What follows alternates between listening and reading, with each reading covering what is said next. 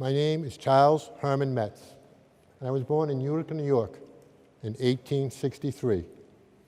I wrote down some notes as I do not want to leave out any information, and I find that at my advanced age, my memory is not what it once was.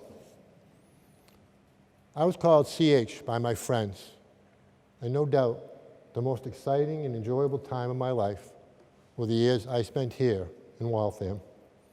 Waltham was, and still is, a great place to live, work, and raise a family. There is a true sense of community and neighborliness. There's also a passion and interest in sports, culture, and community events, proven by all you fine people coming here tonight. My father was German and came to America when he was 15 years old. He became a carpenter and then started his own building and contracting company. At the age of 13, I left school after completing 6th grade, and I became an apprentice carpenter with my father. I was always curious about how things worked and loved to take things apart. I also wanted to continue my own education, and I bought the Encyclopedia Britannica. I was excited for the future, and I had also recently got a bicycle. The ability to travel so far and so fast was truly amazing. My friends and I started to race around Utica. Bicycle racing very quickly became a very popular form of entertainment in New York, America, and around the world. I was fascinated by the potential, and I enjoyed racing and worked very hard to become as fast as I could. In 1883, I became an agent for the Columbia Bicycle Company, and thus my career in bicycles began. It was with great excitement and anticipation that I attended the State Fair in Syracuse, New York in 1885. I had the good fortune to win the high wheel championship. As you can see here, there's a picture of a high wheeler. The large front wheel allowed us to go very fast. These bicycles were difficult to ride and were also very dangerous, but it was quite thrilling to travel at such a speed. I also became an agent for the Orient Fire Insurance Company, and I continued to race and work on bicycles. The bicycle craze swept across America and the world. Bicycling was now considered to be a healthy recreational sport with creative freedom. The safety bike, which you see behind me and features 2 tires the same size, really made bicycling accessible for all, and it became the standard for most bicycles. Although I did build some races that had slightly larger rear tires to generate more speed. The removal of the middle bar and the advent of bloomers made it more acceptable for women to ride bicycles. There were varying opinions of the propriety, safety, and health of women riding bicycles. Many men, of course, were opposed to this idea. The bicycle created new opportunities and possibilities. It gave people, especially women, the freedom to travel at will. America was looking forward, not backward. It was an exciting time. I naturally was of the opinion that bicycles should be for all people. Bicycle production increased dramatically and became a powerful tool and symbol for the women's movement. Susan B. Anthony became a champion and pioneer of women's rights. She said, "The bicycle has done more to emancipate women than any one thing in the world." In 1886, I started to create my own bicycle attachments, and in 1889, I was asked to join the Union Bicycle Company next door in Newton, Massachusetts. I was excited to become a full-time bicycle designer. I would eventually go on to obtain 22 patents. I had many ideas I offered to the Union Bicycle Company. Some they embraced, many they were not interested in. One of the first patents I did obtain was a relatively simple yet important improvement. I converted the right-hand threads to left-hand threads. This allowed us to remove the right-hand nut. It shortened the width of the bicycle, but more importantly, was a very significant safety improvement. Oftentimes during races, the right nut would become loose and fall off, causing accidents. This problem was now eliminated.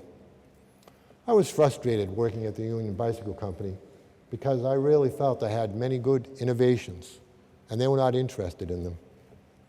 I discussed my ideas with my friends and colleagues, and we had some thoughts about starting our own company. One of my closest friends, Billy Parrott, an attorney and developer, agreed to start a company with me. Herbert Thompson, an antique dealer here in Waltham, also agreed to come in and was appointed as treasurer. On October 30th of 1893, myself, Herbert Thompson, and the Howe brothers from Portsmouth, New Hampshire, formed the Waltham Manufacturing Company. We secured land in Crescent Park, up the street here, off of Rumford Avenue. It was an exciting time. I decided to call the bike Oriens. I liked the name, and I did not think that my previous company would mind and possibly give them some publicity.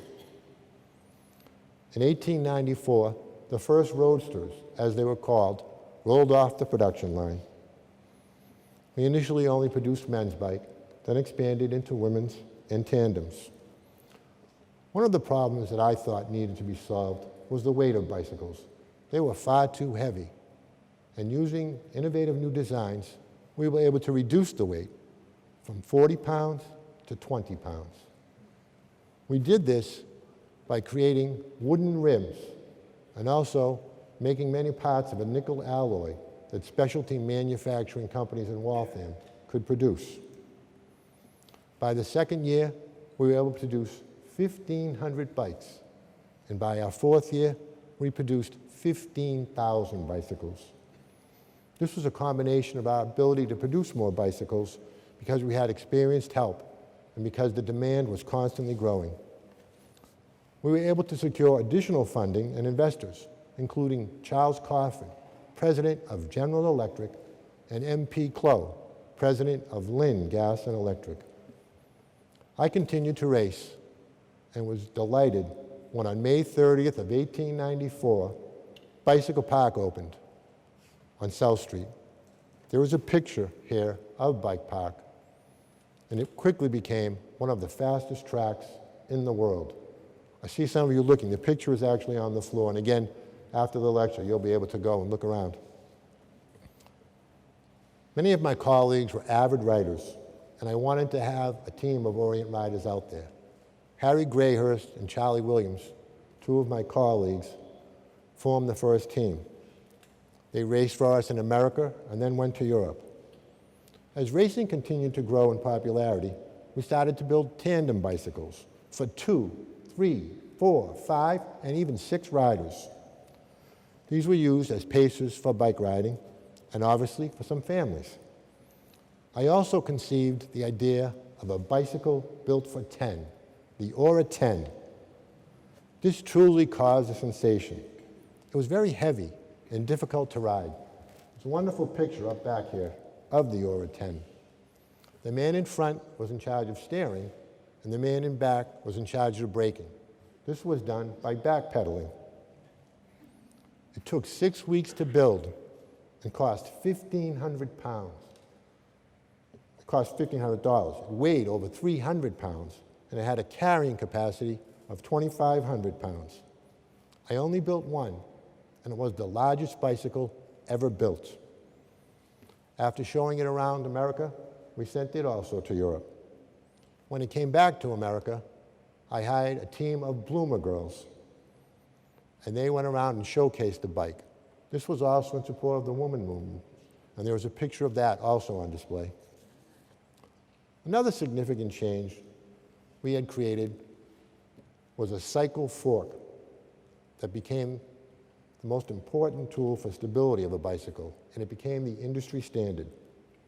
In 1897, one of the trade magazines described Orient bicycles as the finest bicycle in the world. The tandem pacers were effective, but small engines were starting to be used for a variety of tasks, and I decided to put one on a bicycle. Initially, these were only 1 horsepower, and they had been designed by de Dion and Bouton, a French company, and had been brought to me by a friend from Utica, John Robbins. John was a great engineer himself, and he moved to Waltham and joined the company in 1895. By 1898, we built a 4-horsepower engine. The speed they could generate was tremendous, but the noise startled and scared people and horses. Some people credited me with having built the first motorcycle. Other famous riders on our team included Fred Drew, Harry Elks, Jimmy Michael, and Frank Waller. They were all good young men and fine racers. 2 other members of the Orient bicycle team were Major Taylor, a black man from Worcester, Massachusetts, and Eddie McDuffie, another outstanding racer. We put together a special challenge 30-mile race with a $1,500 purse between these 2 men. It was billed as black versus white, and it was quite controversial, but made for a great promotion. They both rode Orient bikes, and during the course of the race, which Eddie won, he set several world records. Major Taylor was a wonderful athlete and a man I held high regard and had deep respect for. Between 1898 and 1899, he set world records in distances ranging from a 1/4 mile to 2 miles. He won the sprint event at the 1899 World Track Championships and became the first black world champion. He had a very successful international career in America as well as in Europe and Australia. The display to my right, Orient, shows some of that race and those artifacts. Harry Elks, also pictured, was a fellow New Yorker and another one of the top racers in the world. Harry rode a new model, and he set a track record of 1 minute and 30 seconds for the mile. We called that model the 130. With the introduction of pacing bikes, riders were able to go much faster. And a few years later, Harry did the mile in 1 minute. We called that the mile-a-minute Orient. Bicycle racing was always dangerous, and as the speed increased, along with the presence of motorbike pacers on the track, it became even more so. I myself was fortunate that the falls I took did not result in any serious injuries.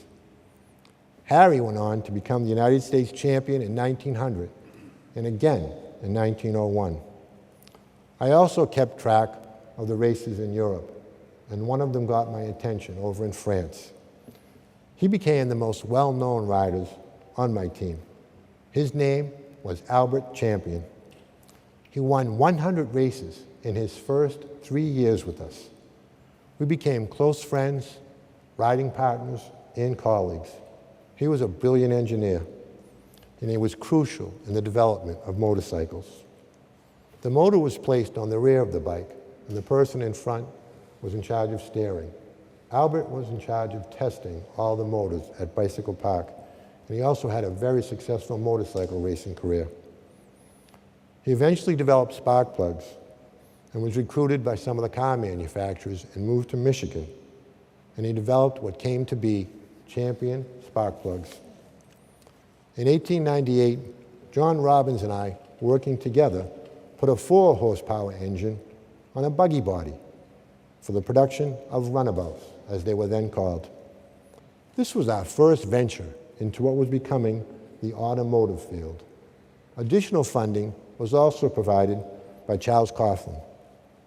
We showed an electric car at Madison Square Garden in 1899, but I believe that the development of the gasoline car was the way to go. De Dion and Bouton had developed motorized quadricycles and tricycles, and we arranged to become the exclusive dealer of them in America.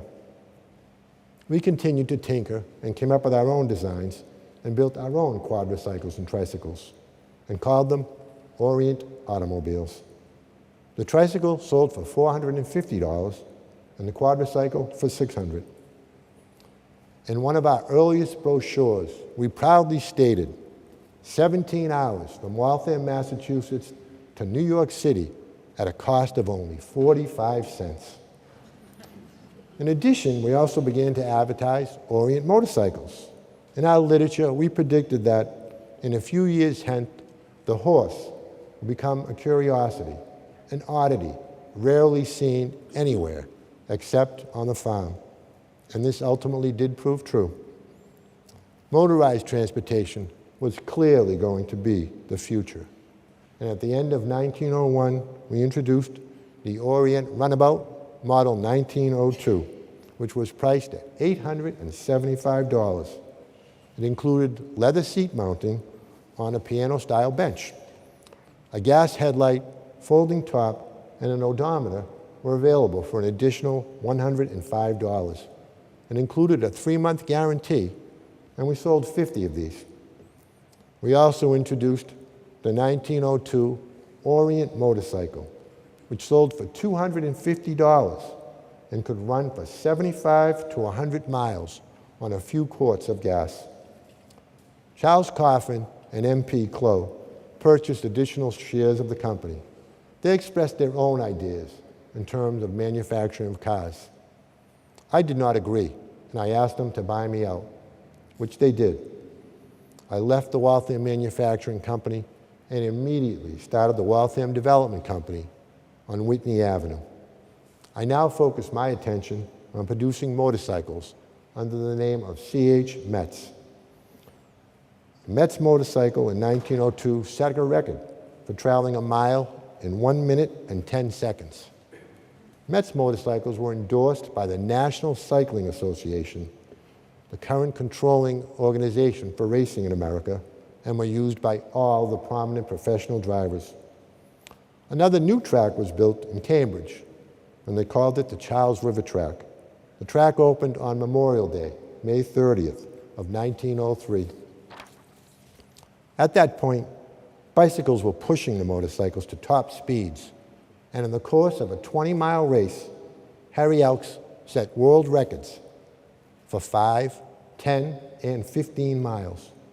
He had built up a 3-lap lead and was pushing for more speed. Tragically, one of his tires blew out, and he was thrown from his bike. He landed in the path of one of the pacing motorbikes and was hit and killed. Albert was devastated as he was riding a bike behind him.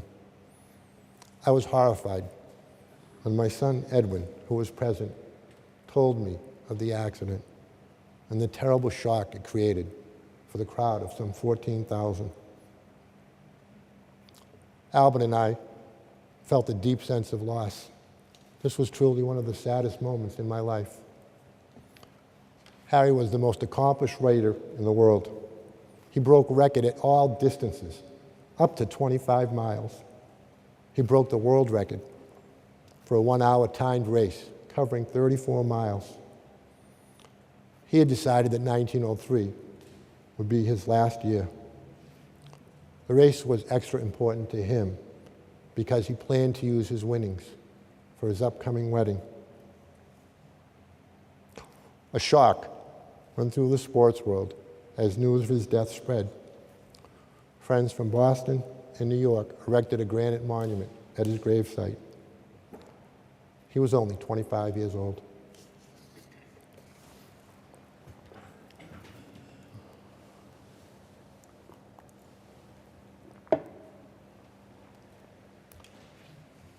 I also became the technical editor of a trade magazine, Cycle and Automobile Trade Journal.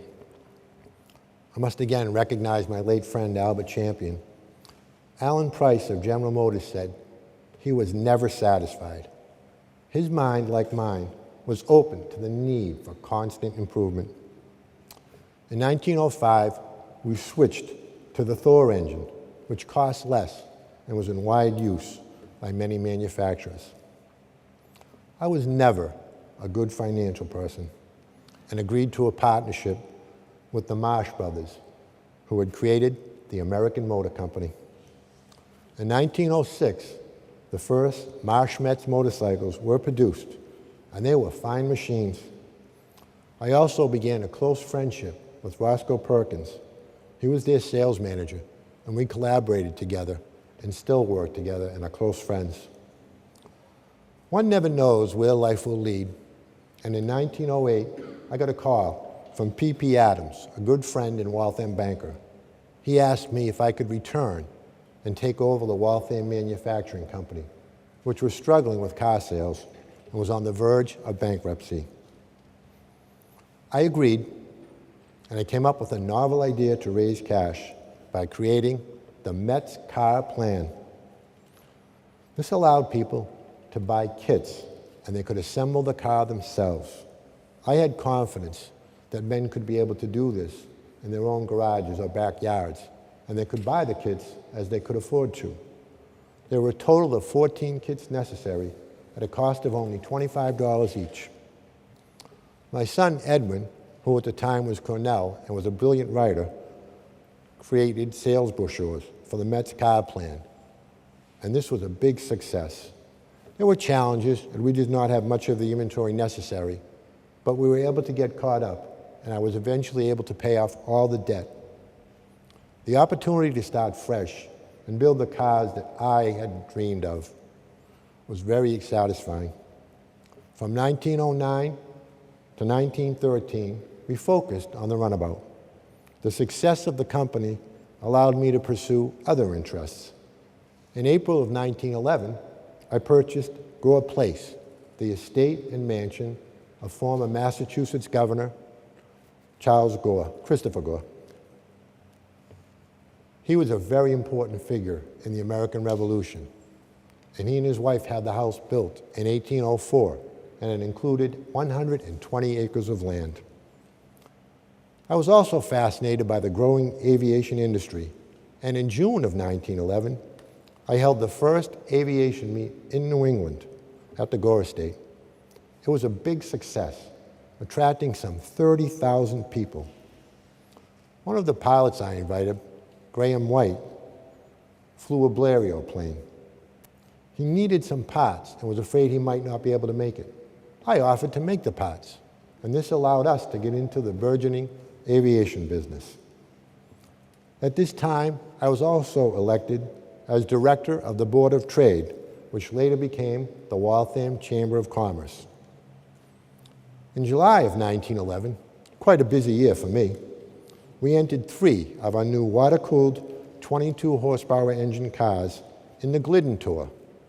The Glidden Tour was a yearly road race, and this particular year, it was 1,500 miles long.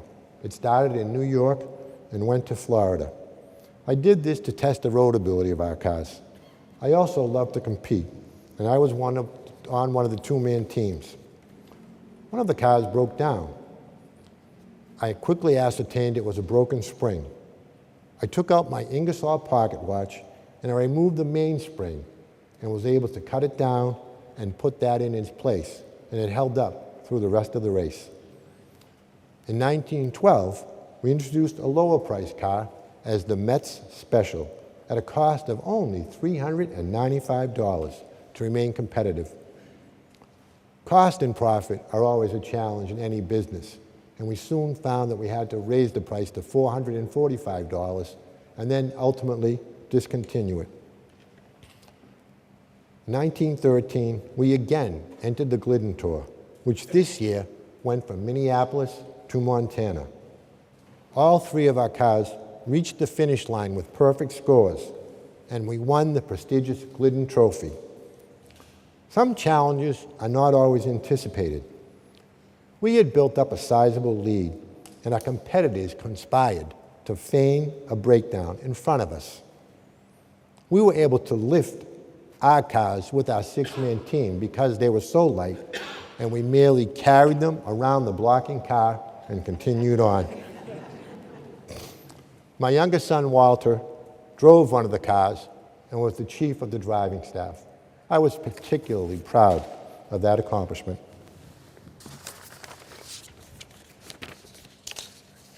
When we returned to Waltham, a parade was held in celebration, and I was truly humbled and honored.